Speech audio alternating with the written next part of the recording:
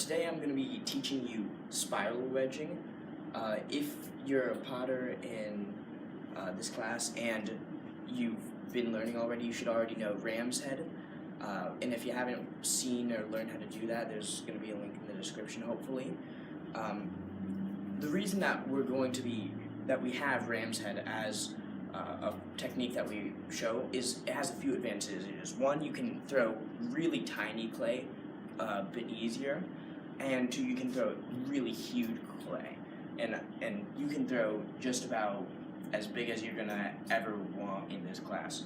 So on top of that, you also, at the end of spiral wedging, you can ball it up and roll it out so that it's already in a better shape for being thrown on the wheel, as opposed to having to slap your clay together into a ball to get it into that shape.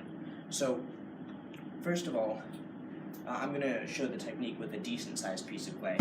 Right here we've got about a 3-pound piece of clay, and the form that we're going to take, you can ram's head wedge it initially if you want to get it started that way and loosen up a bit, but after you've done that, the form is you put your right hand, or if you're left-handed, I'm going to reverse all of this, put your right hand on the right side of the clay and on the top of your left, with your thumb in front of your right.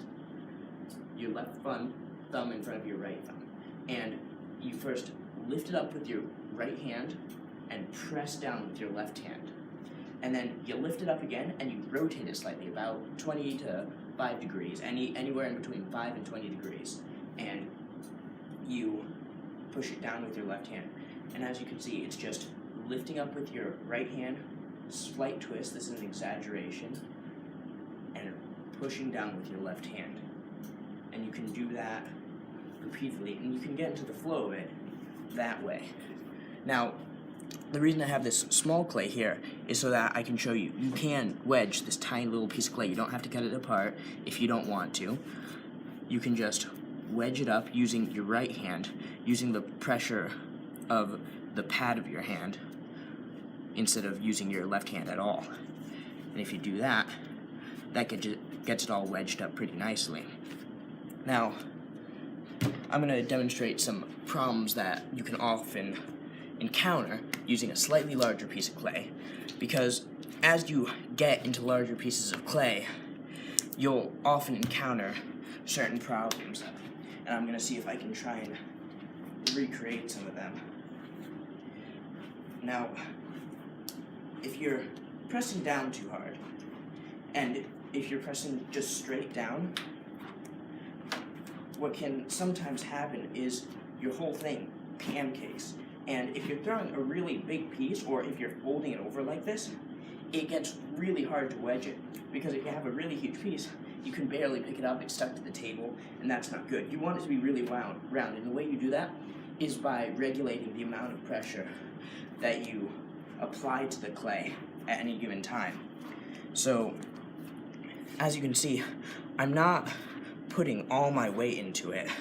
I'm just giving enough pressure, and I'm rolling it over. I can't emphasize that enough. You're rolling it over. You're not just pressing straight down. You are rolling it a bit, and that's how you're able to pick it up and rotate it when the time comes to do so. Now, one problem that a lot of people will encounter is that a hole will form right in the center of that, and it'll get deeper and deeper. And your right hand is there to prevent that. You have to work it out by yourself to some extent. You gotta learn it a bit yourself. But your right hand really does help smooth that out and prevent that from occurring. Now, the last part of this video is going to be demonstrating how you can get something huge and bulky and unshapely like this into a shape where you can just throw it on the wheel straight from the wedging table. And the way you do that is by applying less pressure at the end, like this, right around here, and instead applying more pressure up top and rolling it. Apply the pressure up top and roll it. This is where you're most likely to develop that circle right in there. So be careful of that, but don't be too afraid of it. And just keep applying pressure at the top, rolling it out, and doing that.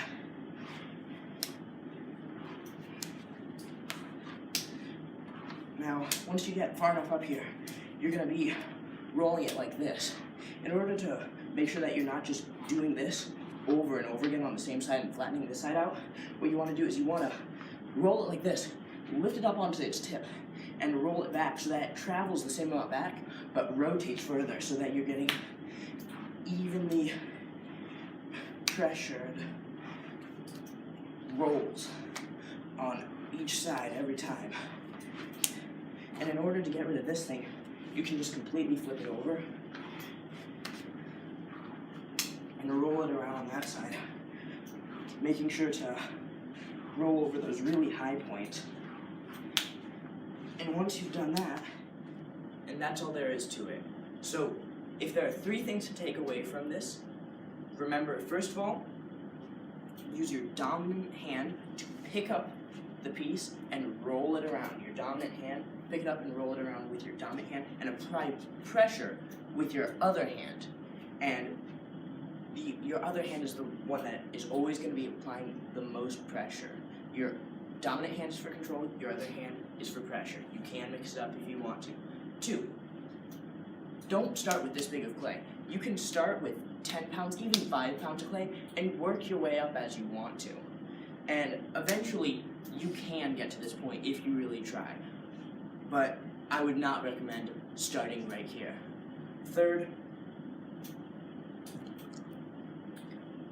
keep the clay rolling. Don't just press down and create a totally flat bottom that you can't roll. You have to keep it rolling like this so that it doesn't flatten out, so that you can keep spiral wedging. And that's all there is to it.